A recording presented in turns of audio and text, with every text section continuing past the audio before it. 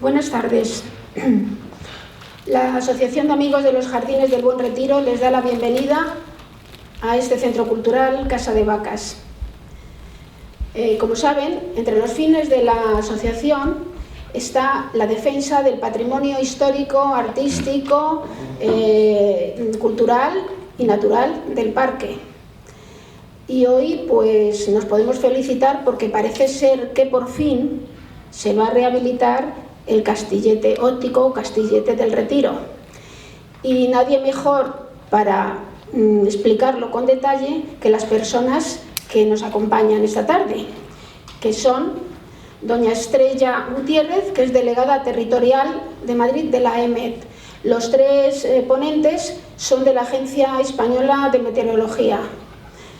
También está don Juan Pérez, que es el jefe del servicio de instalaciones y de obras. Y don Manuel Palomares, que es el jefe del servicio de relaciones con la Unión Europea, con los organismos europeos.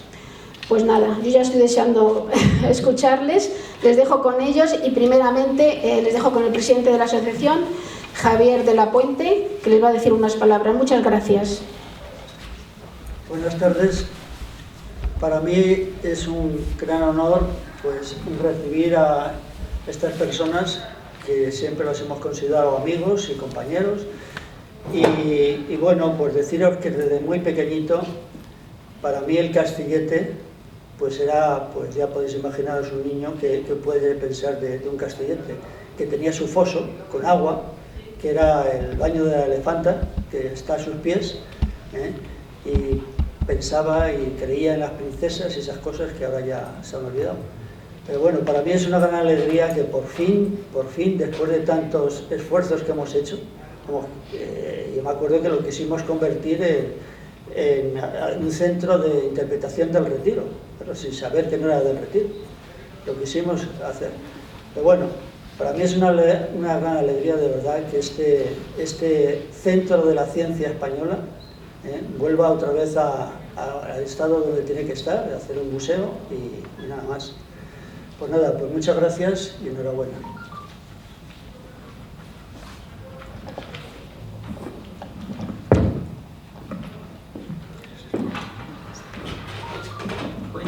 Buenas tardes. En primer lugar, quiero agradecer a Javier de la Puente la invitación para estar en este icónico lugar del Parque del Retiro y para daros esta conferencia que estoy segura que va a resultar muy interesante para todos los que estáis hoy aquí.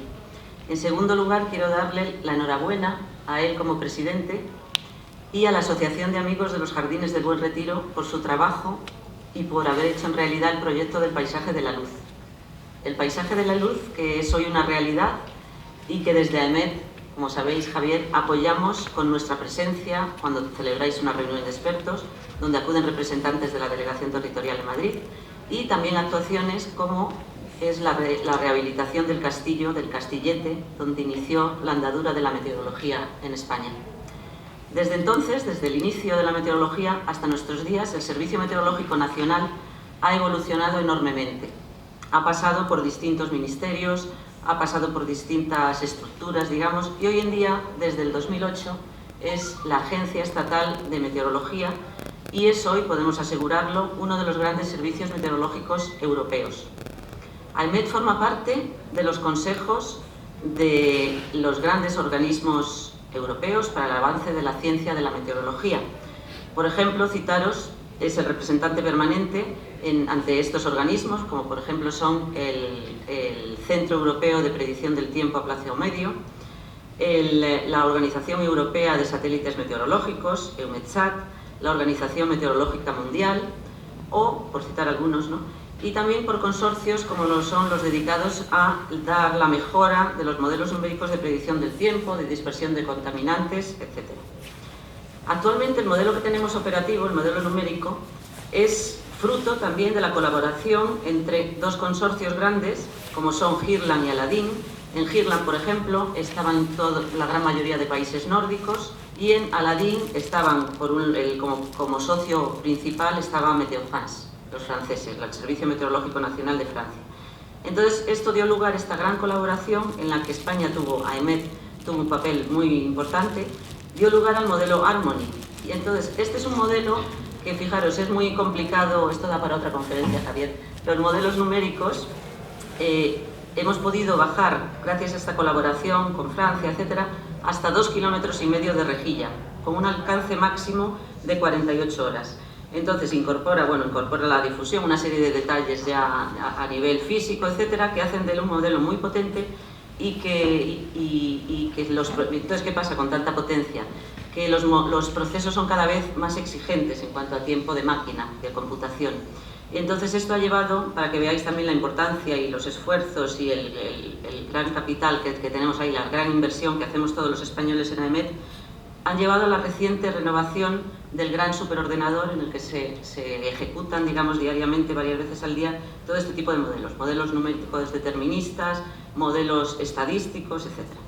Entonces, este gran ordenador es el segundo más potente de España, por detrás del que tenemos del Mare Nostrum, que tenemos en el Barcelona Supercomputing Center.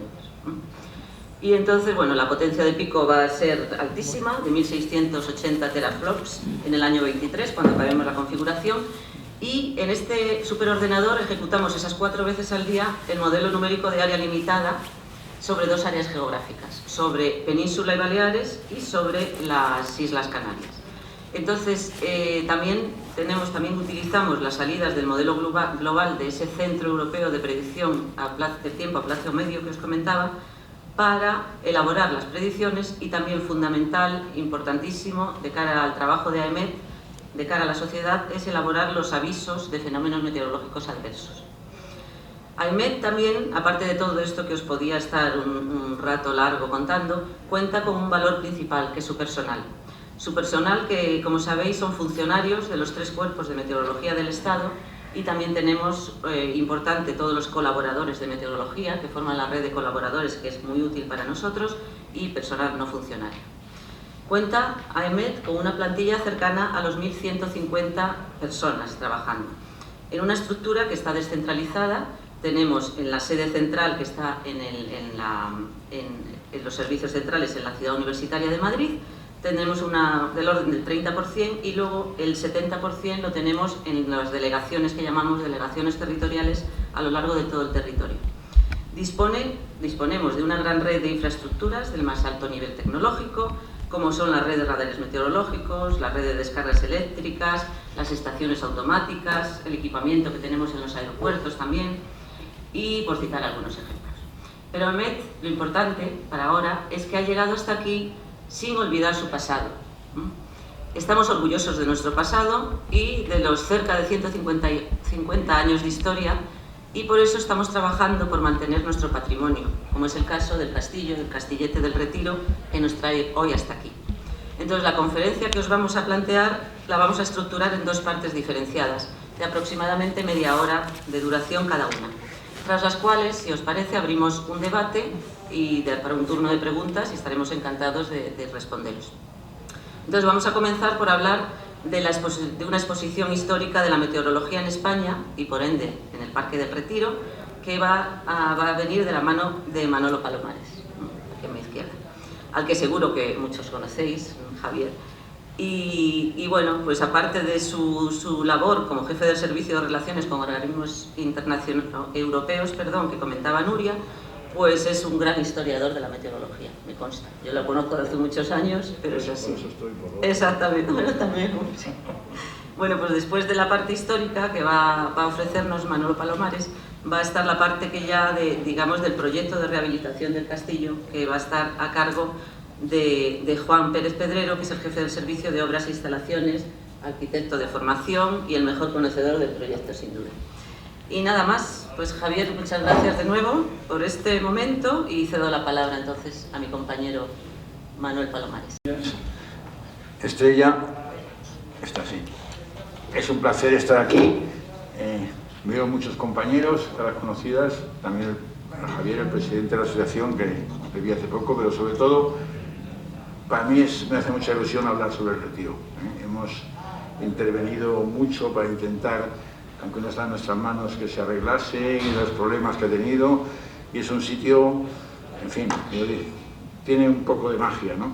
Yo además Si no me equivoco, o desmentirme alguno de los de la delegación que estáis aquí, yo fui el último funcionario que trabajó en el castillo, en 1985.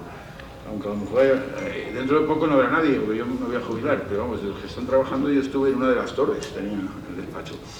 Bueno, voy a hacer una presentación histórica, pero centrada en Aemet y en el castillo y los otros edificios del Retiro, es decir, en Aemet y en el Parque del Retiro.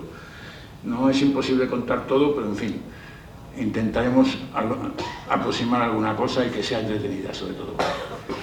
El año 1850 aparece la noticia en los diarios de que se está construyendo junto al Baño de la Elefanta el nuevo telégrafo, que corresponde a las líneas de Andalucía y Valencia. Eso que está encima del castillo, yo, como era la tradición de muchos funcionarios desde años digo el castillo siempre, el castillete me suena, pero bueno, da igual, es un castillete porque es pequeñito, y tuvo que cargar encima toda esa estructura, que la hay todavía, se pueden ver en muchas carreteras en España, en puntos altos, ¿no? El telégrafo óptico. Eso enviaba unas señales con un código para que fuese fácil, se transmitía a la siguiente torre, que era la del Cerro de los Ángeles, y de ahí llegaba en 2 horas, una noticia importante, llegaba a Cádiz, llegaba mucho más rápido que un caballo. Pero bueno, yo no tengo que hablar de esto, porque... ¿Dónde está el ratón? Bueno, voy a pasar. Primero, para que veáis simplemente, para orientaros, aunque ya lo sabéis, este es el ángulo sureste del Retiro, por aquí baja ya el Niño Jesús está aquí, ¿no? Y por aquí ya es donde empieza la cuesta abajo después de esta pequeña curvita. Este es el final del paseo de coches, no se ve el ratón. Bueno, pues veis el final del paseo de coches, a la izquierda en la foto es donde está ahora la Rosaleda, y allí se instaló el castillo al lado de la bañera de Elefante, que ya existía desde años atrás, era conocida porque se bañaban allí los paquidermos del parque. O sea que esa es la situación cuando solo había un edificio. Luego pondremos otra foto donde se ve algún edificio más. Y digo que yo no voy a hablar de esto, porque para eso está mi amigo y compañero Antonio Cabañas, a la izquierda. Estamos ahí los dos juntos visitando el astronómico, que os lo recomiendo a todos los que os interese un poco la ciencia y la cultura. Es una visita preciosa. Eso es el telescopio una réplica, claro, del telescopio de Herschel, un astrónomo alemán muy famoso que estuvo viviendo en Madrid bastante tiempo. Y vamos, la visita es muy interesante. Ya nos gustaría poder tenerlo así como lo hacen ellos dentro de... Claro, una norma que tienen es que como se visitan pocas cosas pero intensas, tenéis que reservar. Y reservando admiten a las personas y forman unos grupitos. Bueno, ojalá llegáramos nosotros a hacer una visita tan bonita como la del Observatorio Astronómico, que está aquí al lado, os la recomiendo. Por eso, como Antonio ha contado todo, el año pasado hizo una conferencia aquí mismo, muy bonita, seguro que hará alguna más, yo no voy a hablar de la historia del castillo, de cómo se funda, de cuándo, por qué, de qué sirvió antes de estar meteorología así. O sea que yo me salto 40 años, pero repito que espero que Antonio, y como esto está grabado se va a enterar, le reto que vuelva a hablar porque ha descubierto muchas cosas más en el entretanto. Yo salto 40 años al día 11 de agosto de 1887, donde se crea el Instituto Central Meteorológico, que está encargado, eso es muy bonito, artículo primero, se ocupará especialmente en calcular y anunciar el tiempo probable de los puertos y capitales de provincia, sin perjuicio de los demás trabajos científicos y prácticos. Está muy bien escrito, porque ahora el tiempo se calcula, ya no se predice, ahora lo calculan los ordenadores. Bueno, siempre tengo el vicio de hacerlo con el ratón. Bueno, estos son los nombres. Evitemos las discusiones sobre si hemos cambiado o no somos los mismos. Con las fotos se demuestra luego que somos absolutamente los mismos que en 1867, agencia. Lo que pasa es que a los políticos les gusta mucho cambiar nombres, sobre todo en España. Ahora ya estoy seguro que la última vez cambiamos, voy a poner todos, La última vez cambiamos en 2008 y como estamos en 2022 creo que queda poco para el siguiente cambio de nombre, dentro de poco. También hemos cambiado 14 veces de ministerio. Siendo un organismo oficial tiene que depender de un ministerio, o 19 según se mire, porque a veces es el ministerio que cambia de adscripción o de grupo. Pero bueno, el caso es que en 1887 empieza la historia de la Agencia Estatal de Meteorología. Y está ligada a este señor, don Augusto Arcimis Berle, sevillano, aunque ya muy de niño se trasladó a Cádiz, donde estudió y trabajó en el negocio familiar, que era un negocio de vinos, pero él era un autodidacta. Se doctoró en farmacia, pero hizo muchos viajes por el extranjero, aprovechando que no había problemas de dinero en la familia, y él quería hacerlos. Aprendió muy bien inglés, alemán, italiano, y se dedicó de una manera de aficionado, amateur, a la astronomía y la meteorología. Pero sus escritos, antes de que tuviera nada que ver con la meteorología oficial, sus trabajos y sus escritos sobre astronomía y meteorología tienen mucha enjundia. O sea, es una persona que hay que respetar en el mundo científico de aquella época, en España. Bueno, aquí están 3 fotos en distintas edades de su vida. El puesto, voy a volver a Arcimis todavía, el puesto de director del recién creado Instituto Central Meteorológico, actualmente la EMET, no se decidió, se sacó oposición. Por cierto, es la primera y única vez que el director de la EMET ha entrado por oposición. Y la oposición, algo protegido sí que estaba, porque era amigo de Ginebra y los Ríos, que era la época del gobierno liberal, pero bueno, era una persona muy válida y sacó la oposición.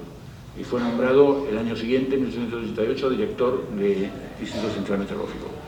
Pero otra cosa que pasa en España, que le dijeron, tú eres director, te hemos nombrado, ya tienes un sueldo, apáñate, no te doy nada, tienes que ser tú el que lo busques y lo decides. Y así lo hizo, ¿no? Le ofrecieron unas locales en la calle de Atocha y dijo, esto es totalmente inapropiado para un instituto meteorológico que tiene que mirar el cielo, tiene que mirar las nubes.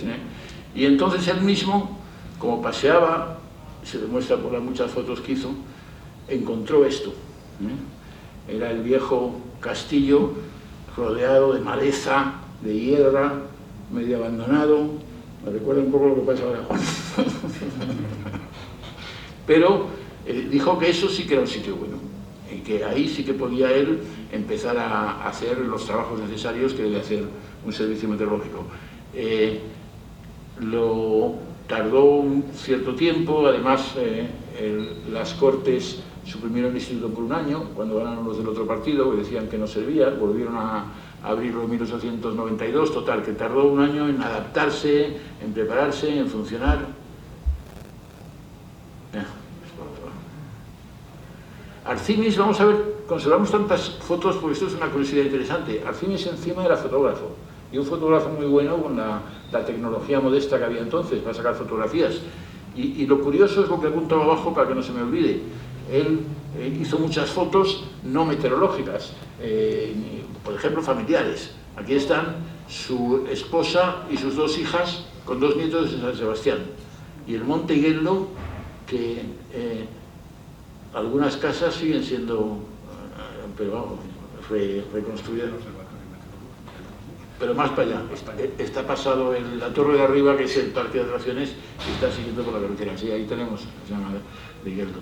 Bueno, esta feliz casualidad de que en unas cajas viejas, hace solo 10 años, se encontraron los archivos estereoscópicos de los vidrios, vamos, los clichés de Arcimis, sobre toda clase de cosas. O sea que este archivo es interesante para muchas materias. Hay muchas fotos de la sierra, de cosas así. Si se accede, es totalmente accesible a través del patrimonio cultural. Lo ponéis en Google, archivo de Arcimis, patrimonio cultural. Se encontraron en Soria, no como te he dicho esta mañana, Pablo, en Valladolid, y ahora ya están accesibles a todo el mundo. Este es el primer boletín meteorológico que se difunde entonces todos los días, absolutamente todos los días se difundía pues por medios que se podían emplear entonces, ¿no? Por tren, por diligencia, en Madrid, pues imagino que por repartidores, y tenía ya una información bastante completa, ¿no?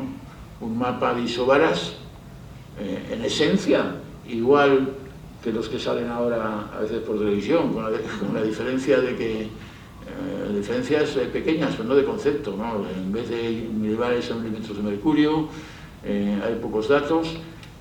Los reportes, informes de temperatura, humedad, etcétera, de un montón de estaciones, algunas del extranjero, y luego un tímido pronóstico, tiempo probable, sobre lo que iba a ser al día siguiente. Esto necesita un trabajo en la meteorología muy coordinado. De hecho, los servicios meteorológicos se fundaron relativamente tarde, a partir de 1850, porque no existía el telégrafo. Sin telégrafo no puedes transmitir los datos a la suficiente velocidad para hacer análisis del tiempo y aplicarlos.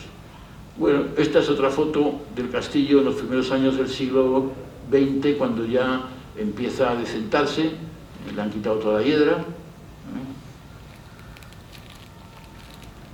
Aquí está Arcinis, con su primer ayudante, que se llamaba Sama. Bueno, hubo uno anterior, estuvo 3 años interino, pero Sama siguió siendo su ayudante durante mucho tiempo, y durante muchos años el único.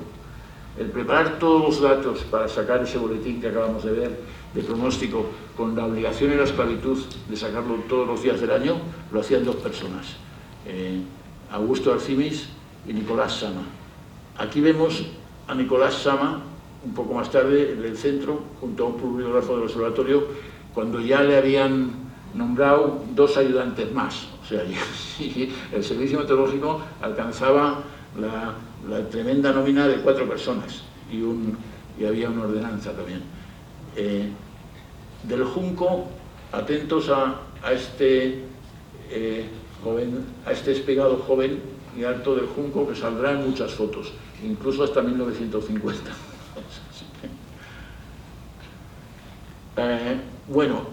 Arcinis fallece en 1910, ya era mayor y no tenía muy buena salud en los últimos tiempos, no sé qué falleció, y fue sustituido.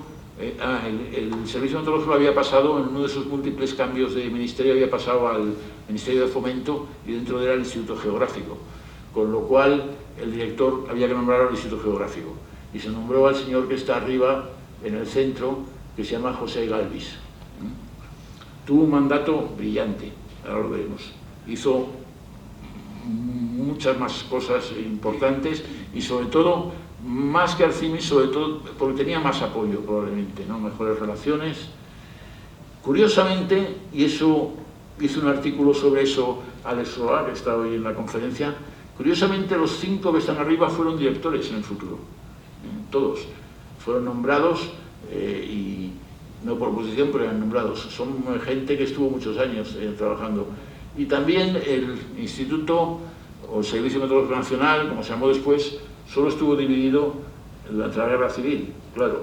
Entonces, depende de dónde le había pillado a cada uno de ellos, pues trabajaron en un bando o en otro. Entonces, los que están a la izquierda, de parte de ellos, son los del bando republicano, Nicolás Sama, que ya empieza a envejecer, lo hemos visto antes, y Hilario Alonso.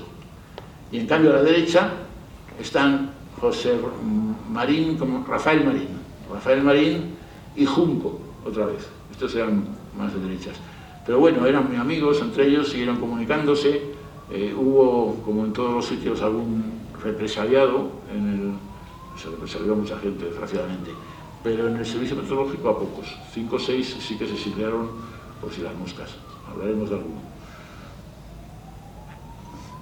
Bueno, con Galvis todo empieza a decentarse, a crecer, a mejorar, hay inversiones, consigue dinero. ¿Qué aspecto más lúcido tiene ahora, ¿no? Más brillante tiene el castillo, con sus ventanas recién pintadas, las garitas. Esta es la garita grande que siempre se ve, y yo siempre he tenido dudas. Alguien nos hablaba de la delegación, si la han avanzado unos pocos más metros hacia el norte o sigue y es la original de aquellos años. Las garitas son donde se guardan los aparatos meteorológicos de medición entonces. Ahora los sensores son automáticos, ¿no? Están dentro los termómetros, termógrafos, salvo el barómetro, que puede estar en cualquier sitio. Ahí se guardan los aparatos de medir.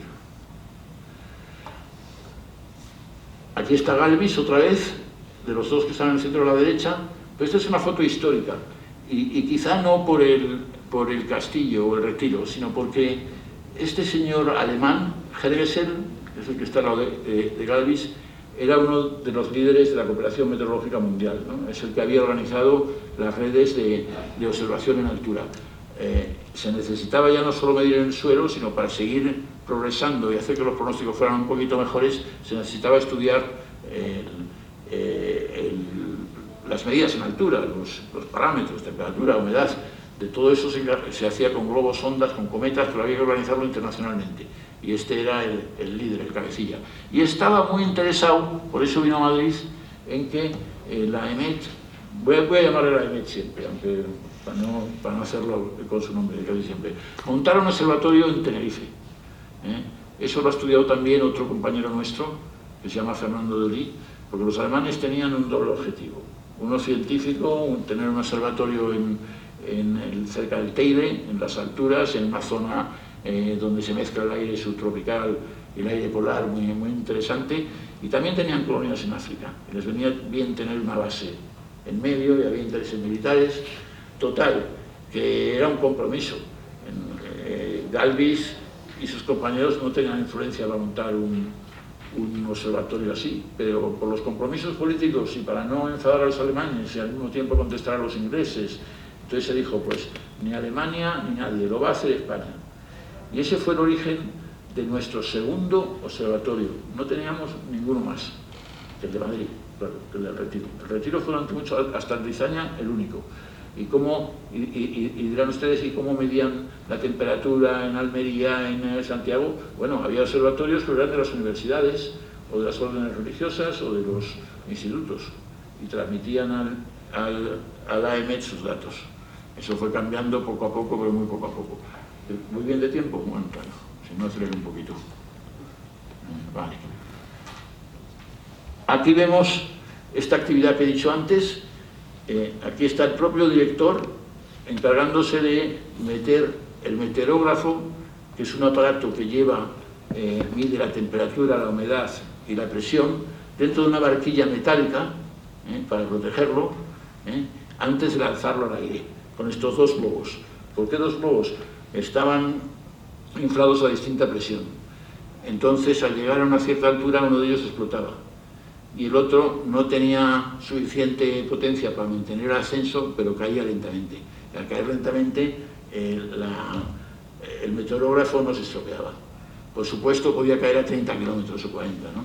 Entonces, llevaban una inscripción que dice, por favor, se recompensará con X pesetas a quien retorne estos aparatos al servicio meteorológico. Así tuvo que hacerse durante muchos años, hasta que la tecnología permitió hacerlo por radio. Entonces el meteorógrafo llevaba una radio y transmitía los datos a tierra. Pero eso no llegó hasta los años 30, o sea que fue bastante tarde. Otra cosa que hace José Galvis con su dinamismo y la influencia que tiene el ministerio es enseguida crear un edificio mayor.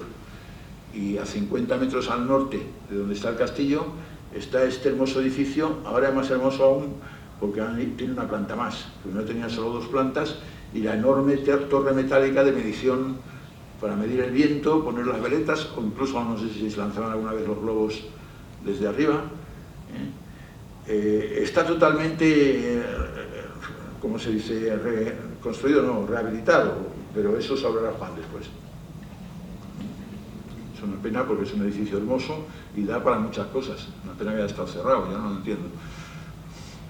Con eso, este es el plano del recinto en 1916, ¿no? La bañera de la Elefanta, los elefantes entraban por aquí, el castillo, y bastante al norte, bueno, 50 metros hay de aquí a aquí, el edificio grande.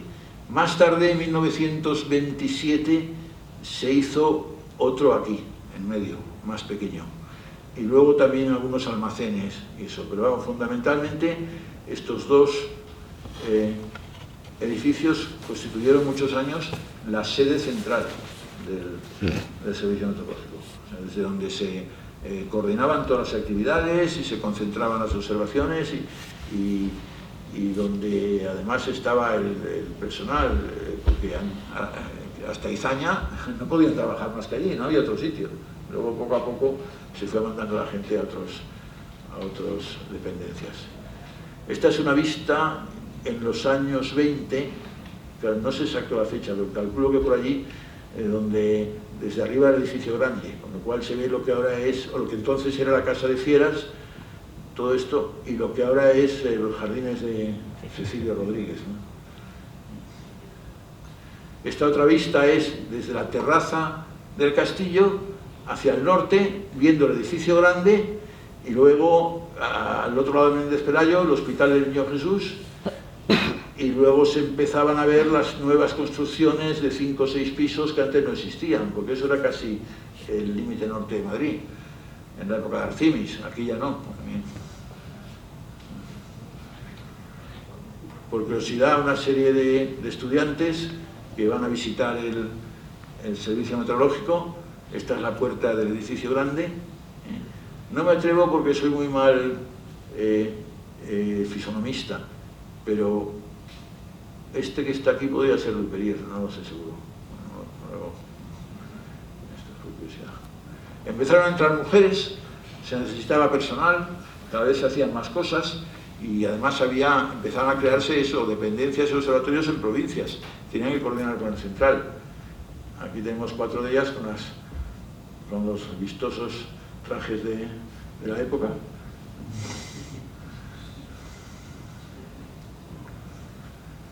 ...1925. Esto es justo... Bueno, Galvis, por desgracia, después de hacer muchísimas más cosas, también creó la red de colaboradores, amateurs, aficionados que tenemos en toda España, se ascendió y dejó la dirección del servicio. Luego vino un director que estuvo poco tiempo. Este que hay aquí es un subdirector, se llamaba Fusil, que está en el centro de las señoras abajo, pero se ve que el día que había que sacarse la foto, dijo, ahora que no hay nadie nombrado, me pongo yo el primero en la foto. Ya va creciendo, todavía hay... curiosamente, las dependencias de Retiro primero daban de sobra, luego empiezan a dar de menos, pero tienen un poco el desahogo de que mucha gente se va a trabajar a provincias. Pero llegó un momento en que no ocupó ya nadie más, por eso lo veremos un poco después. Este es el nuevo director nombrado de 1925 a 1932. Otro ingeniero geógrafo, Enrique Meseguer, que era muy activo, le gustaba mucho, una cosa que suele, por lo menos en mi experiencia, gustarle mucho a los directores, a unos, a otros no, que es salir en la prensa. Entonces hemos encontrado muchas referencias suyas en el diario de Zamora o en el diario de cuando pasaba por allí. En cambio no fue tan efectivo como Galvis, ¿no? Esta era una época crucial para la meteorología porque había empezado a funcionar un cliente que se llama aviación, y que quiere informes, observaciones, pronósticos frecuentes, abundantes, o sea que exige profesionalizar mucho el servicio. Un día de nieve, alguna Filomena que hubo por ahí, por 1920 y tantos. Y vamos a hablar un poco también de la actividad científica pura del servicio. Y entonces no hay más remedio que hablar de Arturo Duperier, uno de los grandes figuras de la ciencia española. Hizo las oposiciones de auxiliar, entonces había que entrar de auxiliar, ahora se llaman diplomados, y hasta que no estuvieras 3 años de auxiliar no se podía entrar. Y entonces él entró como auxiliar porque estaba ya trabajando en la cátedra o en el grupo de Blas Cabrera, y esto le suponía pues, un pequeño aumento de ingresos. Aquí le vemos con la famosa garita, que no sabemos seguro si es la original, y con el director del servicio, que se había ido a Meseguer, o sea que esta foto es de 1933. Eso, y aquí está ya Nicolás Sama, ya viejecito, el pobre, se exilió, entre comillas. Él vio que con la guerra no había nada que hacer, no se podían hacer actividades científicas, estaba todo parado, no había tal, y entonces él se había interesado mucho por la radiación cósmica, antes de la guerra, en 1965, y decidió irse a Inglaterra. También era por ideas más republicanas que otra cosa, pero vamos, su principal interés era ir a un sitio donde todavía hubiera ciencia, ¿no? En España no había tiempo de hacerla, había que pegar tiros. Esta es se convirtió en una figura. De hecho, si no le hubiesen dado el premio Nobel a un inglés especialista también en radiación cósmica, se lo habrían dado a Arturo Dupérier. Estuvo entre los candidatos porque descubrió mucho más, se avanzó mucho más, vamos, se convirtió en una persona ampliamente conocida en el ramo ese. Eso nos lleva a una cosa que está entroncada con el presente, ¿no? Algunos lo sabéis. Este pequeño pedestal, para medir la radiación cósmica, necesitas unas cámaras de ionización que tienen que estar al aire libre, y un poco lejos del suelo. Entonces, ese pollete ha estado ahí muchos años. Estamos seguros, bueno, es que si no, no tendría ninguna función, que ahí es donde Dupérier instaló sus cámaras de ionización, ¿no? Y no le había pasado nada, salvo que estaba abandonado, había 3 banquitos alrededor en la glorieta esa, que no conocéis, y en enero de este año, del año pasado, de 1921, a primeros, como ya había empezado el ayuntamiento a hacer su plan de decentar los jardines, la excavadora pasó por encima de lo raso. En un momento, de la noche a la mañana, sin preguntar, no se había coordinado la cosa, no se habían coordinado entre la EMET y el ayuntamiento, que había sitios que no tenían que respetarlo, las obras. Pero reaccionaron muy bien, porque enseguida, el que lo descubrió, por cierto, fue Antonio Cabañas, ya hemos hablado de él, pero siempre está encima de todos estos asuntos, y entonces hubo enseguida una reacción escribiendo patrimonio cultural a tal. Entonces han puesto otro pedestal que no es el original, a lo mejor tampoco lo era aquel, porque lo había repasado un poco, exactamente en el mismo lugar, y se pondrá una placa diciendo: aquí fue donde Arturo Dupérier inició las mediciones de radiación cósmica en España.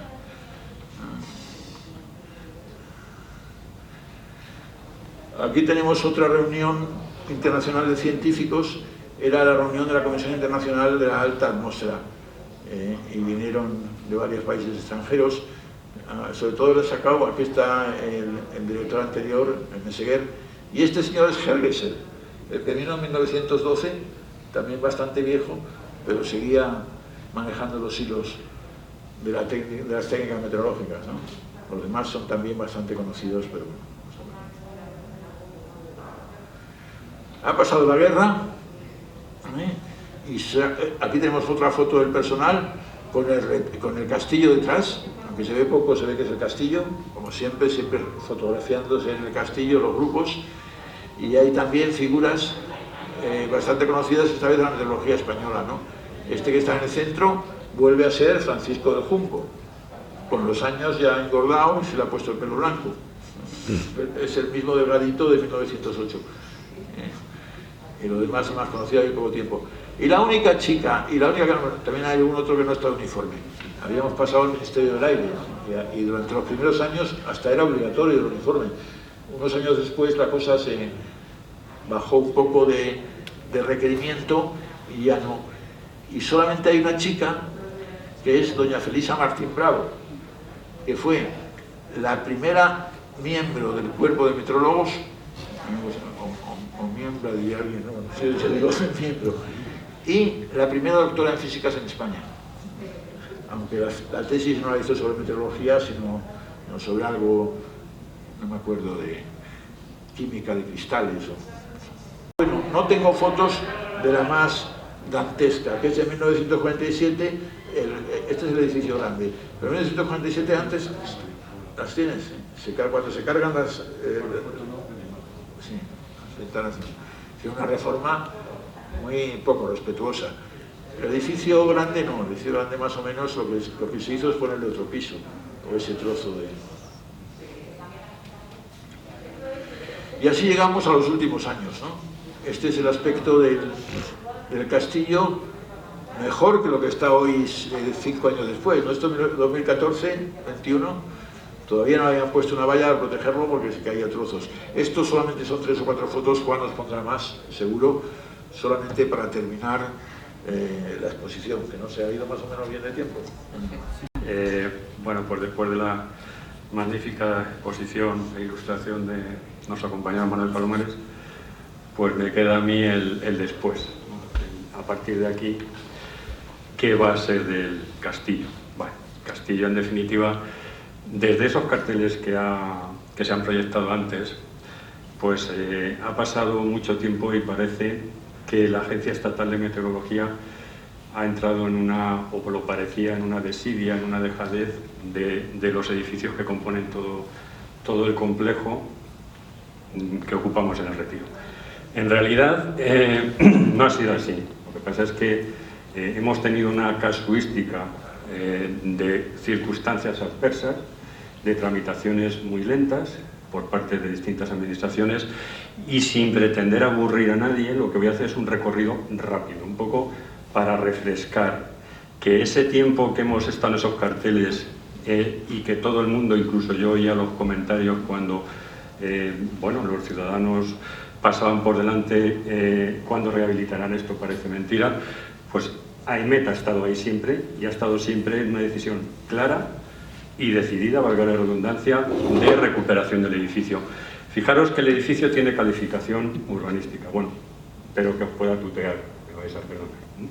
Entonces tiene una equipación, un uso de equipamiento público, está en la norma zonal 1 del Plan General de Ordenación Urbana de Madrid y está catalogado con el número 25.820, grado integral de protección en los catálogos de elementos protegidos.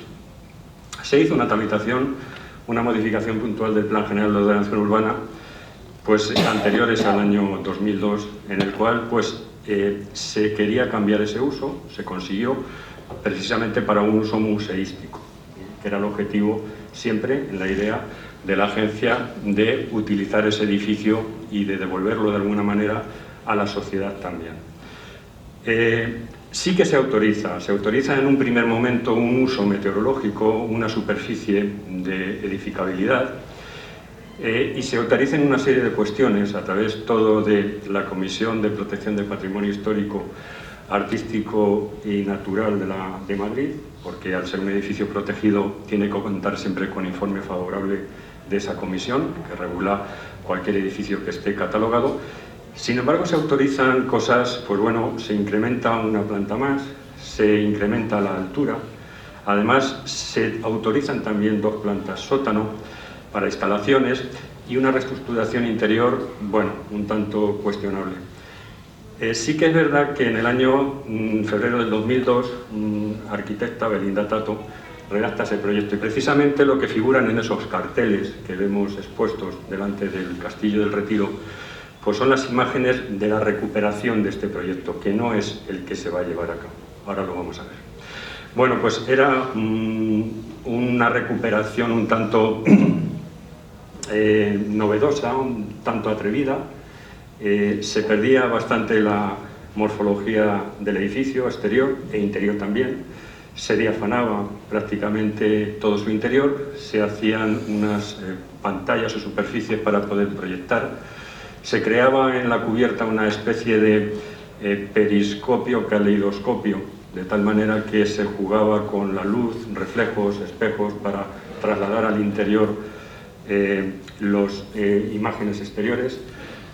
También se utilizaban los torreones con una serie de aparellaje, permitirme la expresión, para reproducir un poco los meteoros clásicos, como puede ser temperatura, presión, lluvia, viento. A mí lo de lluvia dentro de un edificio me da mucho miedo, evidentemente. Pero bueno, se trataba un poco de recuperarlo de esa manera. Sí que es verdad que ese proyecto quedó interrumpido ya que en el año 2005 este proyecto contemplaba, aparte de la recuperación del castillo, la recuperación de todos los edificios que tenemos. Son 4. Les denominamos ABCD, muy originales, ¿verdad? Pero son el edificio principal que comentaba antes Manolo Palomares, y luego, pues, ese es el A. Luego tenemos un edificio que denominamos laboratorio de 2 alturas, edificio B, un edificio que siempre se ha denominado tradicionalmente de cocheras, donde tenemos nuestras instalaciones, que es el C, y el D, que es el edificio del castillo. Bueno, pues de esa manera ese proyecto quedó interrumpido. Repito, esa licencia incluía la recuperación de todos los edificios, porque la empresa, la contratista Prasi, pues entró en concurso de acreedores, con lo cual quedó todo paralizado completamente y tuvimos que estar esperando prácticamente hasta el año 2011 para que la EMET pudiera actuar una vez resuelto ya el concurso. Bueno, pues a partir de aquí se puso en marcha ya de una manera independiente el proyecto del castillo. Su calificación integral, de protección integral, pues no podía entrar en la misma licencia que el resto de edificaciones y tenía que tramitarse de manera independiente. Se tramitan los pliegos para la licitación y adjudicación del servicio de redacción de ese proyecto. Los adjudicatarios, que son los redactores del proyecto que ahora a continuación pasaré un poco a describiros, pues fueron CSD3 arquitectos y desarrollaron su trabajo. Tenemos entonces ya solicitada licencia de obras en el año 2015.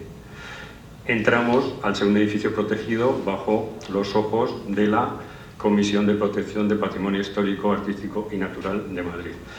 Y en una primera propuesta, un poco quizás atrevida, no demasiado exquisitamente respetuosa con su traza original, pues se nos deniega completamente esa propuesta, en base a que, bueno, pues existen una serie de ampliaciones, de detalles que no gustan a la comisión. Bien, pues se mantienen varias reuniones, precisamente con la comisión, y por último, pues se presenta una nueva propuesta que sí que es aceptada, pero tiene un inconveniente, y es que no nos dejan subir los torreones, que ahora veremos en las fotografías, pues más allá de los originales, de sus alturas originales, lo cual pues dificulta la accesibilidad al edificio. Creemos, y todos vosotros comprenderéis, que es vital que un edificio de uso público y uso museístico tenga una accesibilidad completa a cualquier nivel. Y más cuando la última planta pues se le iba a dotar, pues un poco haciendo alegoría a sus orígenes, de un mirador, con lo cual entendíamos que era vital que subiera el ascensor y tuviera esa accesibilidad hasta la última planta. Bueno, pues nosotros seguimos R, empezamos a presentar distintas propuestas, más reuniones. Todo esto es el tiempo que se va consumiendo y quiero un poco dejar patente en esta presentación. Y por fin tenemos la propuesta favorable, informe favorable de la comisión, incluso subiendo el ascensor precisamente 108 centímetros que eran los necesarios para poder instalar toda la maquinaria del propio ascensor. Bien, consiguiendo esto, pues parece que ya lo teníamos todo, pero no.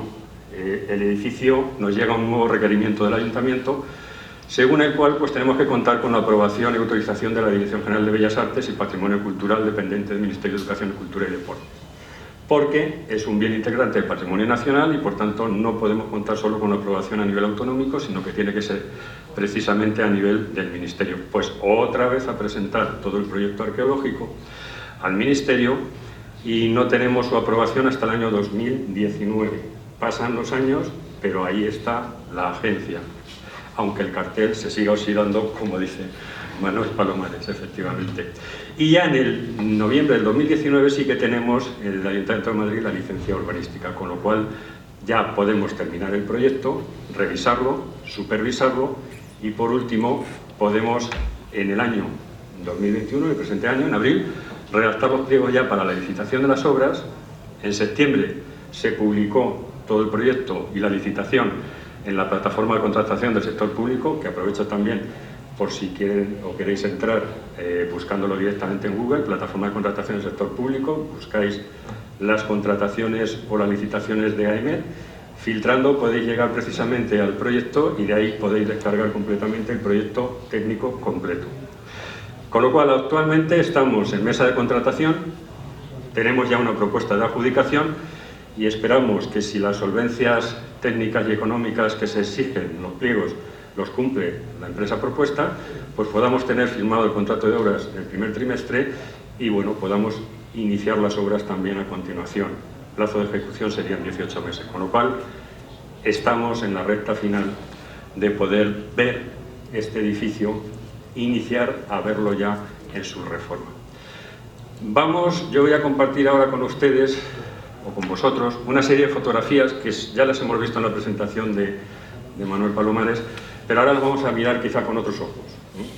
Vamos a mirarlas un poco de cara a la recuperación. Esta imagen debe ser aquella imagen primera de las que cuando se entregó el edificio precisamente al uso del primer Instituto Central Meteorológico.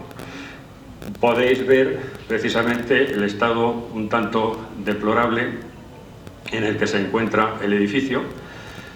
Podéis ver precisamente cómo ese revoco parecía en un principio que el edificio iba a ser de piedra o que parecía de piedra, pero no, el edificio nunca tuvo esa sillería que se pretendía, sino que fue una sillería fingida sobre un revoco con mortero de cal, como en tantos edificios vemos por Madrid. Pero sí que se le dio ese carácter de fortaleza, precisamente debido a sus orígenes como cabecera de torres ópticas, y bueno, pues entonces ese tipo de edificios se realizaban fortificados precisamente porque en caso de conflicto bélico pues las comunicaciones son esenciales y por tanto se deberían revestir de ese carácter. Y de cabecera de línea, aunque estuviera en Madrid, pues se le quiso dar también, precisamente imagino a sus proyectistas, pues ese cierto carácter defensivo. De ahí podemos ver un poco pues ese almenado, ese contraalmenado que tenía el edificio, esa especie de matacanes un tanto fingidos, que no creo que a través de ellos nadie vaya a verter aceite hirviendo ni agua hirviendo, ¿no? Pero se le quiso dar un poco ese aire precisamente de castillo. Bueno, esa es planta cuadrada y en sus esquinas torreones precisamente con el típico castillo que yo creo que cualquiera de nosotros, si nos dijeran dibuja un castillo, dibujaríamos, seguramente sería este. Sí que quiero, antes de seguir con la exposición, igual que ha hecho Manuel Palomares, pues mostrar mi agradecimiento a Antonio Cabañas, por supuesto, sobre todo porque estamos haciendo referencia a la historia y a mucha documentación que existe precisamente por su labor de investigación, con lo cual también quiero dejarlo patente porque utilizo también en mi exposición parte de todos sus artículos, que son muy interesantes. Y también pues tendríamos que agradecérselo a don Augusto Arcinis, porque si no hubiéramos tenido este reportaje fotográfico, ¿quién reproduce ahora el castillo? Todos lo conocemos como está. Su traza ya definitiva, vamos, la que vemos actualmente, no se parece en absoluto, a no ser que la planta cuadrada y los castilletes atamborados en las esquinas, pues el resto no se parece en absoluto. Sí que es verdad que si os fijáis, y a través de esos revocos ya vencidos y caídos en muchos de ellos, aparecen esos dinteles, de esos arcos ojivales característicos de las ventanas que componían el edificio. Y sí que se deja quizá un poco reclamar su origen y reclamar esa estética que se perdió, lamentablemente, y que vamos a reproducirla y vamos a sacarla adelante, ¿de acuerdo? Bueno, pues en ese caso, este castillo lo que hizo, precisamente, voy a tratar de proyectar un poco esa primera imagen que aparece en los periódicos en la Ilustración de 1851, que seguramente, y según comenta, como digo, Antonio Cabañas en sus artículos, pues debió ser algún boceto que se presentó a Isabel II sobre lo que se quería construir. Y bueno, pues es muy bonito el verlo, el ver cómo quizá lo querían hacer con cierta sillería, estas especies de petos también con cuadrófilos, me parece que se llaman, creo, estas castilletes almenados, contraalmenados, etcétera, etcétera. Es decir, esta entrada sin más, directamente en su frente, este sería el frente de la fachada oeste, que es el que da actualmente al Paseo de Fernán Núñez. Y bueno, pues esto es lo que encuentra en meteorología. Lo único que reforma en ese momento don Augusto Arcinis es que a la entrada pues le crea como una especie de zaguán o vestíbulo que vemos aquí en esta primera planta. Aquí vemos una ventana y la entrada seguramente la tenía por la fachada sur. Creo que cuando vayamos despejando ese enfoscado lo vayamos picando y repicando y eliminando, que lo está pidiendo el castillo a gritos, podremos ir descubriendo, que va a ser muy curioso, podremos ir descubriendo precisamente todo eso que se escondió y que queda ahí. Podremos ir viendo los huecos que existían y que presumimos que existen, y así se ha proyectado su recuperación. Bueno, de esta diapositiva pues quizá no haya mucho más que decir. Bueno, aquí tenemos, yo creo que esto es un anemómetro de Palas, ¿no, Manuel? Y bueno, pues seguramente ahora veremos a nuestro compañero Nicolás Sama pues haciendo un poco la cabra, permitirme la expresión, pues tratando de bajar ese aparato, pues me imagino que para mantenimiento, para lectura u observación. Pero fijaros qué métodos más tecnológicos tenían precisamente para subir y bajar ese mástil y poder hacer el mantenimiento de ese equipo, ¿verdad? Sería impensable ahora mismo el meterte ahí en una planta primera, en la cubierta de ese zaguán, con una escalera de mano que se ve medio vencida y tratar de estar con el tubo subiendo y bajando para hacerlo así. Bueno, evidentemente han cambiado mucho los tiempos y para bien en este sentido. Aquí podemos apreciar lo que era el baño de la Elefanta. Vemos toda la piedra berroqueña, pero sí que no, yo creo que esto parece como arena, con lo cual no se le ve la profundidad que luego tiene y que vamos a observar seguramente en la siguiente fotografía. Fijaros, esta fotografía más o menos debe ser de la época aproximadamente. Aquí aparece en un lateral, es un negativo, luego hay que leerlo un poco al revés. Aquí aparece Instituto Hidrológico. Pues el que hizo la foto no estaba muy puesto en qué era precisamente el organismo que ocupaba ese edificio. Pero lo que sí nos interesa precisamente es la fecha que la tenemos aquí, 14 de julio del 92, de 1892. Bueno, pues entonces meteorología llevaba allí 4 años prácticamente, o sea que es un poco como se recogió ese edificio. Los pocos recursos que tenía económicos don Augusto Arcimi y el entonces Instituto Central Meteorológico pues se muestran en que no se podía gastar mucho dinero en el mantenimiento del edificio, ¿verdad? Pero bueno, nos parece interesante el ver otra vez pues este mástil precisamente. Aquí incluso se ve algún cable que debía entrar por aquí por una ventana. Esto no ha cambiado mucho porque a mí me siguen tirando todavía cables en los servicios centrales por las fachadas y tengo que estar recogiéndolos y ponerlos por los patinillos, ¿no? O sea que esa tendencia parece que sigue existiendo. Pero sí que podemos ver todos los arcos ojivales y gracias a esta documentación fotográfica se puede recuperar ese trasfondo que tiene, o esa otra cara que está escondida detrás de esos revocos de los años 50. Otro punto apreciable desde el punto de vista arquitectónico y constructivo es que vemos que todo ese almenado y contraalmenado pues está recubierto de una chapa de zinc, ¿no? Como se construían antiguamente las cubiertas y duraban eternidades, ¿eh? Y ahí siguen todavía muchas de ellas. La rehabilitación también va en ese sentido. Todos esos datos son necesarios precisamente para incorporar los materiales en el proyecto que son precisos y exactos para la época, incluso las técnicas constructivas y de recuperación y de revocos y de revestimiento del edificio. Bueno, pues aquí, como os comento, pues fijaros, sí que está el baño de la Elefanta con toda esa piedra berroqueña arriba, esa vegetación y ya con esa fábrica de ladrillo, que como comentaba antes Manuel Palomares, pues se desenterró parcialmente y se volvió otra vez a enterrar. Y además, curiosamente, parecía que también la EMET era la que había hecho eso, con lo cual los ciudadanos de Madrid se creían que EMET, además de abandonar su castillo, además estaba levantando medio parque. Pues no, señores. Hasta que se acabó, llevaban a los perritos. Sí, Llevaban a los perros a sí, la casa. en el año 60 lanzaban ahí documentación fotográfica. No es cuestión de la conferencia, pero sí que la tengo en el ordenador porque es muy curiosa. Se ven a la gente tirando los perros, literalmente, al baño de la Elefanta. Bueno, pues ahí quedó tapado otra vez. Yo considero que no es la mejor manera de recuperar las cosas, sino que ya que se tienen datos y que existen y que además es historia de Madrid, pues que su recuperación completa para disfrute de todos los ciudadanos hubiera completado mucho la zona.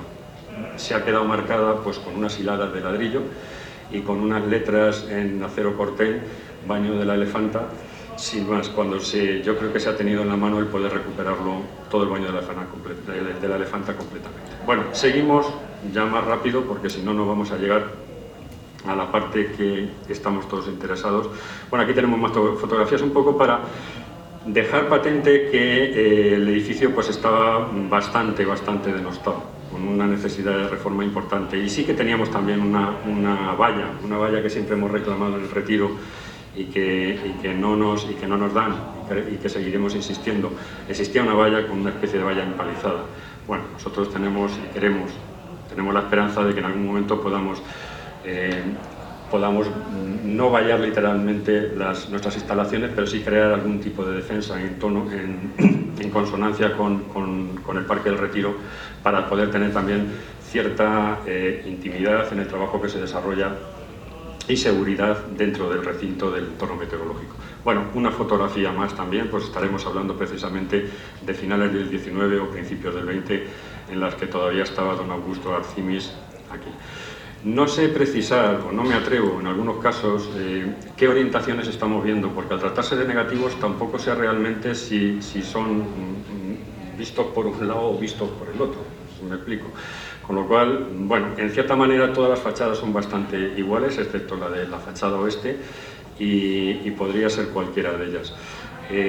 Arcos ojivales, ojos de buey en la última planta, y bueno, lo que ya conocemos un poco de las características del edificio. Aquí, bueno, pues en una nevada que se produce en el año 1904, toda esta documentación fotográfica está accesible directamente. Aparte en la propia EMET, si ustedes escriben Arcimis en Google, les aparecerá repositorio Arcimis, y ahí pueden ustedes entrar pues en la fototeca, y dentro de los autores, Augusto Arcimis, y están toda esta documentación fotográfica, la tienen ustedes o la tenéis vosotros a disposición plena. Bueno, seguimos un poco con esa nevada que se produjo pues seguramente en el año 1904, por ahí. Y bueno, pues otra de las fachadas también pues con esa enredadera que la cubría completamente, y vemos también incluso aquí, fijaros que falta casi un trozo directamente del revoco de mortero de cal, que entendemos que sería con el que se revestiría en un principio. Otra fotografía más, una de las fachadas, detalles precisamente de todas las ventanas con sus arcos ojivales, carpintería interior de madera, contraventanas también tipo mallorquina, abriendo hacia el exterior. Toda esta forma y todos estos materiales se van a recuperar, es decir, que toda la carpintería va a ser de madera, de Veranti, y va a recuperarse también esa fisonomía de esos huecos con esas contraventanas y demás. Más fotografías que podamos ver, bueno, tenemos aquí a don Augusto Arcimis, pero seguramente al poco de entrar en el Instituto Central Meteorológico, pues podría tener 40 y muchos años, 44 entró, pues entre 44 y 50 años, entiendo yo que podría tener en este caso. Vista del Paseo Fernán Núñez, del edificio, pues también en principio del siglo XX, y bueno, con esto dejamos un poco la exposición fotográfica para dar entrada ya a lo que va a ser la recuperación arquitectónica. Con este programa está modelado y se ha modelado utilizando tecnología BIM toda la recuperación del edificio. La tecnología BIM lo que permite es construir antes de construir en un ordenador, y por tanto ver todos los problemas, toda la problemática que pudiera surgir. Además de que te permite también, es una gran base de datos, aunque aparentemente sea gráfica, te permite también incorporar a todos los elementos constructivos características físicas también, morfológicas, de tal manera que se pueden hacer recorridos interiores, visualizar realmente cómo va a quedar con sus materiales, con iluminaciones, renderizar, y además también realizar cálculos sobre ellos, de todo tipo, de instalaciones, climatización, eficiencia energética, estructurales, etcétera, etcétera. Bueno, la idea es un poco ir recorriendo, vamos a dar entrada al edificio y vamos a crearlo precisamente poniendo una caja de sección. Aquí la tenemos. Permítame un momento que la muestre y así ya la tenemos aquí más cómodamente. Bueno, pues vamos a entrar directamente a la planta baja.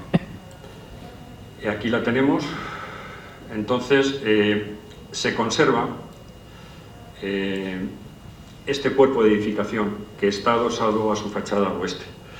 En realidad, el edificio, en su origen y durante su uso, su comunicación vertical era a través de una escalera de caracol que tenemos en este torreón.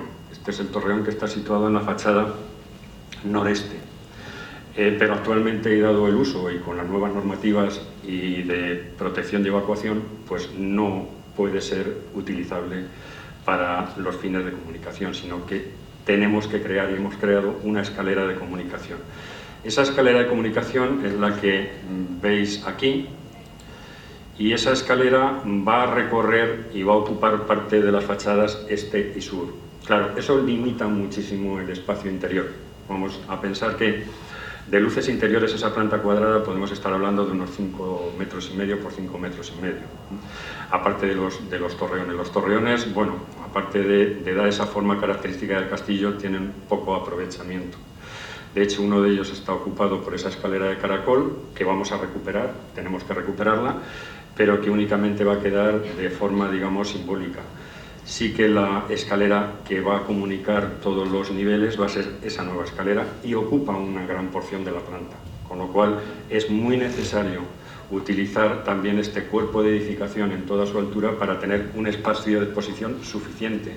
Si no, permitirme la expresión de que recorreríamos el edificio, como decía Manuel Palomares, para salvar a la princesa, bajaríamos y nos iríamos. No podríamos hacer mucho más, porque no tiene mucho más espacio. Con lo cual, en esa planta baja tenemos una entrada tipo zaguán y una zona de recepción. Zona de recepción que da acceso a esa escalera de comunicación con todas las plantas y además también nos permite el acceso a un torreón, todo este espacio, a un torreón este de la fachada suroeste, donde va a ir instalado un ascensor que va a recorrer el edificio en todos sus niveles, ascensor con dimensiones para personas con movilidad reducida, con lo cual completaremos toda la accesibilidad. Este otro torreón de aquí, el de la fachada noroeste, va a quedar para espacio de exposición. Este otro ya hemos comentado que tendrá la escalera de caracol, y en este otro pues lo vamos a utilizar precisamente para patinillos de instalaciones. Para recorrer en altura todas las instalaciones del edificio y tenerlas accesibles desde cualquier punto de la escalera de comunicación. Sí que en la rehabilitación del edificio, en un principio pareció cuestionable porque encarecía mucho la ejecución de este nuevo nivel, que sería una planta sótano.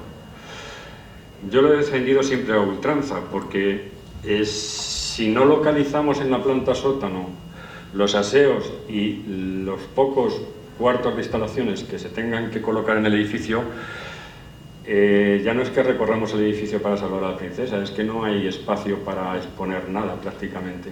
Con lo cual, a un edificio hay que darle un uso. A un edificio tiene que tener un contenido, si no, el edificio se va a arruinar directamente.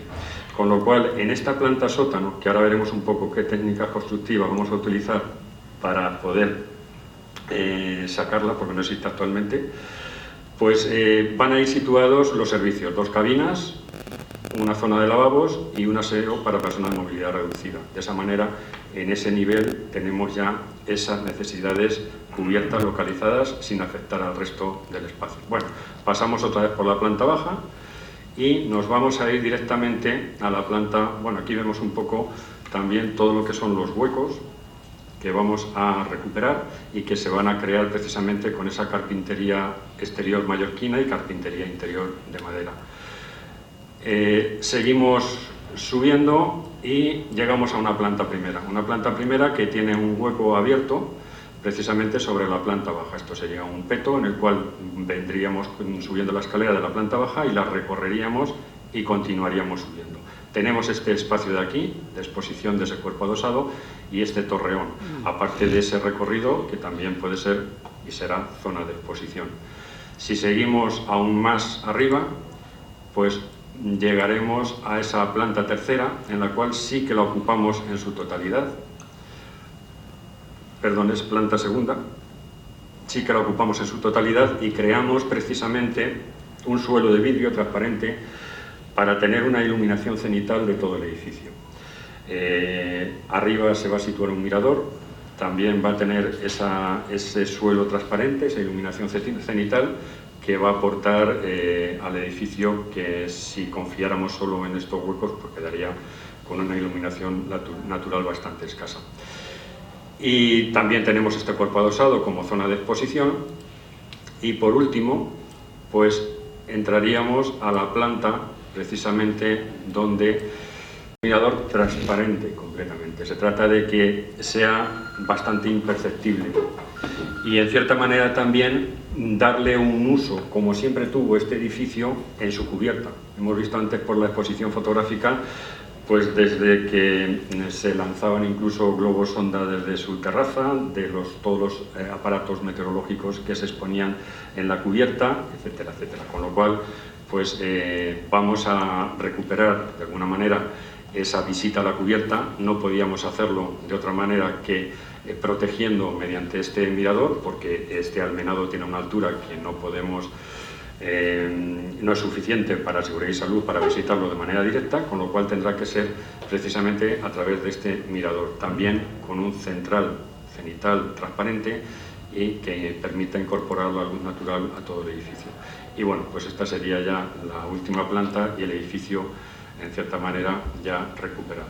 Aquí lo tenemos en todas sus fachadas y con ese mirador final. Bueno, materiales en la estética de fachadas, pues según los originales, revocos con mortero de cal, tradicionales de Madrid, cubiertas a base también de chapa de zinc titanio, como se hacía, con las juntas alistonadas o engatilladas, como se ha hecho tradicionalmente. Los huecos todos recuperados en sus posiciones originales con las contraventanas mallorquinas y ventanas interiores de madera natural, Veranti. Y bueno, pues vamos a construir también alrededor, para conectar ya con el Jabre que rodea actualmente el entorno meteorológico, pues con un empedrado estilo portugués, pero hecho con granito, también al mismo nivel, con una pletina de acero corten que lo separe, pues para permitir tener toda esa zona alrededor pavimentada y libre también de humedad y que proteja precisamente los muros. Como os decía, pues vamos un poco a ver ese proceso constructivo. Quizá lo más complicado del edificio es sujetarlo y sacar esa planta sótano. Ahora mismo el edificio tiene una potencia de muro muy grande, tiene unos espesores de muro en planta baja prácticamente de 85 centímetros, tremendos, y bueno, pues los forjados y la reconstrucción que se hizo en el año 47, que no tiene nada que ver con su traza original, pues cambió también internamente todos esos forjados. Los forjados actualmente son metálicos, evidentemente no originarios de la época de construcción, y por tanto el edificio se va a dejar por dentro completamente libre, sin ningún tipo de forjado y vacío. Vacío únicamente con los muros perimetrales que forman o conforman toda su planta. Con esas tenemos que construir una planta sótano, es decir, tenemos que sujetar todos esos muros, en cierta manera amuletarlos, para que podamos excavar bajo ellos y podamos recalzarlos y construir una nueva cimentación con materiales evidentemente actuales y de gran resistencia. Entonces, en este sentido, tengo preparadas aquí una serie de fases. Vamos a ver esta fase vertical, que yo creo que es la más ilustrativa, y en esta fase vertical pues voy a situarla pues en una fase existente. Quizás sería un poco así como nos encontraremos. Ahora mismo el edificio lo tenemos seccionado, dirección oeste-este, más o menos por la mitad. Este es el cuerpo adosado que existe a la edificación y bueno, pues medio castillo, ¿no? Tenemos aquí el terreno, rebajaremos el terreno perimetralmente y lo que se va a hacer es que estas fábricas que están de ladrillo muy disgregado, estamos hablando de fábricas del año 1850, con lo cual los morteros están muy disgregados prácticamente, y sobre todo en las plantas bajas donde han estado más afectados y salpicados por la humedad, pues si pasas el dedo casi te vas llevando el mortero por delante. Lo que se van a inyectar en los primeros metros van a ser resinas precisamente para reforzar esas fábricas y también en el suelo, para darle mucha más cohesión durante la excavación. Aunque son terrenos, según el estudio geotécnico, típicos de Madrid, es decir, fácilmente excavables y se sujetan por sí mismos, pues aún así se va, en aras de la seguridad, a proyectar precisamente esas resinas para reforzarlo. Y precisamente el recalce y ganar esa planta sótano del edificio lo vamos a hacer mediante micropilotaje. El micropilotaje, en este caso, no va a ser un micropilotaje por rotación, que podría afectar a la estructura del edificio, a esas fábricas con ese grado que tienen ya pues muy denostadas. Lo que se va a hacer es por hinca directamente, es decir, las máquinas lo que hacen es ir apretando esos micropilotes en el terreno, y esas máquinas pues se les tara con una resistencia de rechazo. Es decir, si nosotros estamos calculando esa cimentación para una resistencia, se le va a poner esa misma resistencia a la máquina, de tal manera que en un momento determinado el pilote ya haya recorrido la suficiente distancia y por rozamiento y por punta rechace ya esa carga. Es decir, lo que haga es tender a levantar el edificio. En ese momento se para esa hinca y se continúa en lo siguiente. De esa manera es como si fuéramos apretando unas agujas sobre el terreno hasta un punto en que ya nos hacemos daño y se produce un rechazo. En ese momento quedaría ya garantizada la resistencia de ese micropilote por rozamiento y por punta, y sería garante ya de la estabilidad. Claro, todo esto lo tenemos que hacer construyendo previamente dos vigas perimetrales armadas, de hormigón armado, que nos van a servir de apoyo de esos pilotes y de apoyo también de los muros, porque entre esas dos vigas, una perimetral exterior y otra perimetral interior, lo que vamos a conectar es de una a otra mediante unas agujas de perfiles metálicos, H, que van a atravesar el muro y que en cierta manera lo que hacen es amuletarlo. Es decir, al final el muro lo estamos sujetando con dos muletas, porque debajo de él le vamos a quitar la cimentación. Entonces, de esa manera, cada 1,5 metros se van a ir taladrando y apoyando en cada una de las vigas, mediante placas, esas agujas, esos perfiles, y esas vigas a su vez están pilotadas al nivel que corresponda, que se rechace el terreno, y de tal manera que entendemos, o se entiende ya, que esas vigas están suficientemente sujetas y cimentadas y pueden soportar los muros de carga. La siguiente fase sería ya, una vez completado esto, pues la excavación. La excavación la iríamos realizando directamente, conectado en el perfil, y donde tengo que hacerlo es aquí.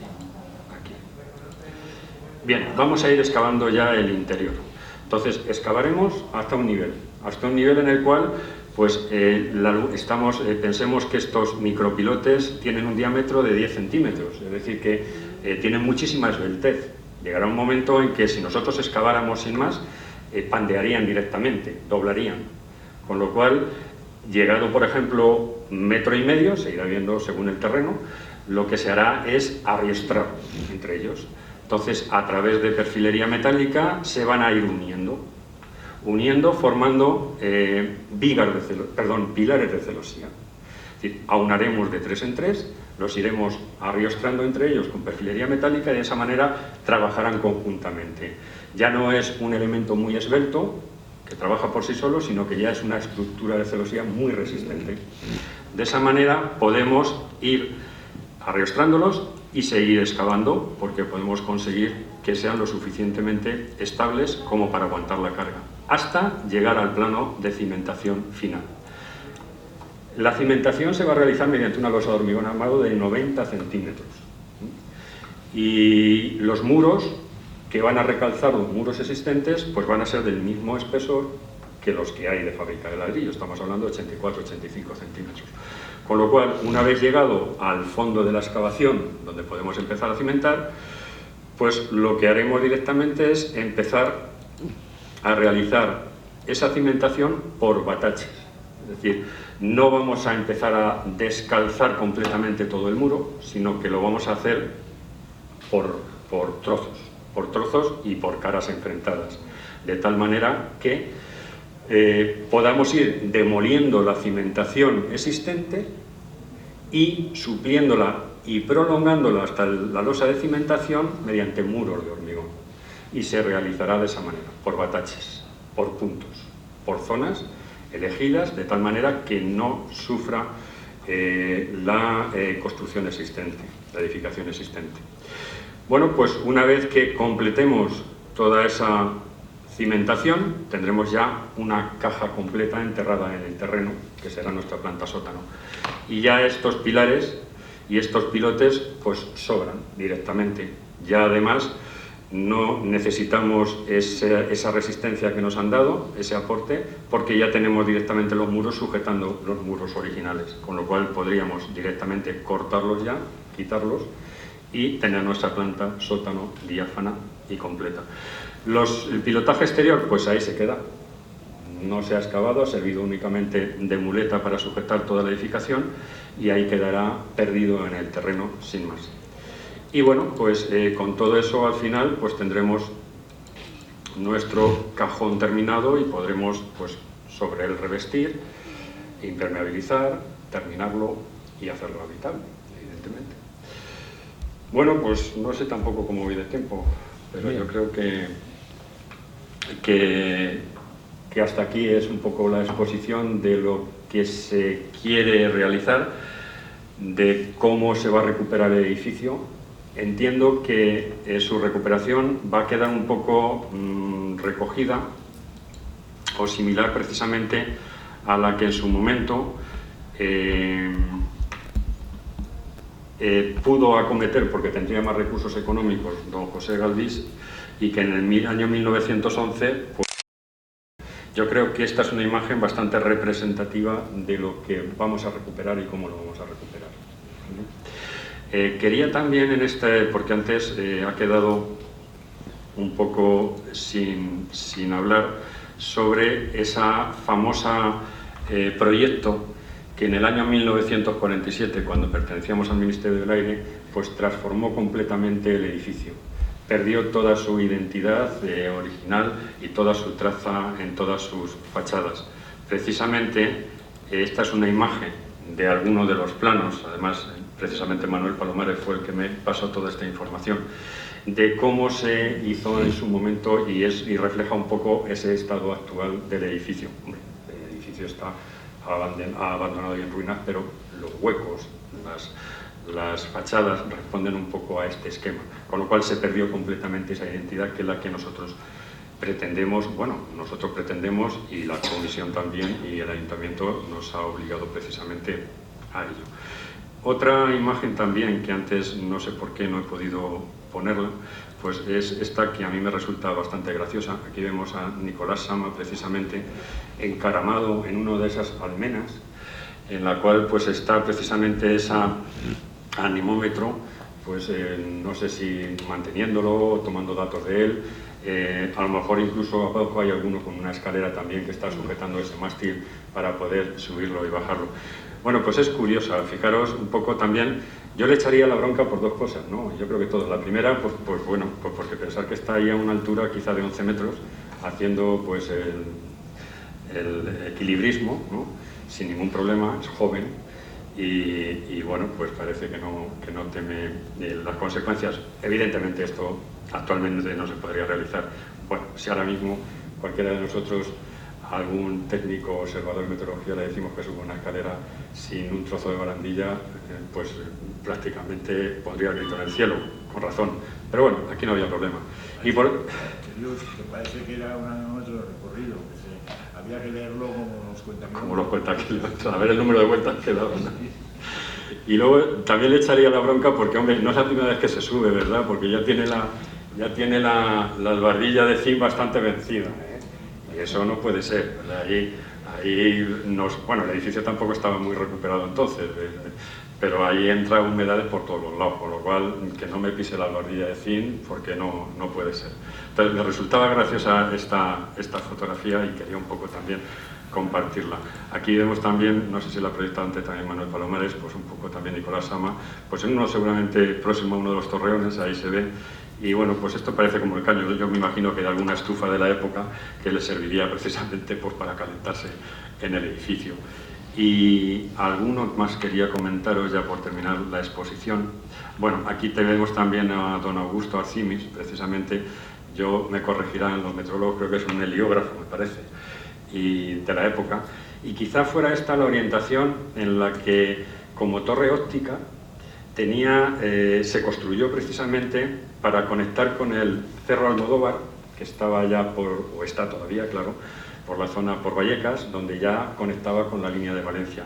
Y yo creo pensar un poco por lo libre que hay de edificaciones que quizás sea esa orientación un tanto oeste hacia Valencia de esta fotografía, ¿no? Y bueno, con esto pues yo termino mi exposición y un poco la recuperación arquitectónica y constructiva del edificio.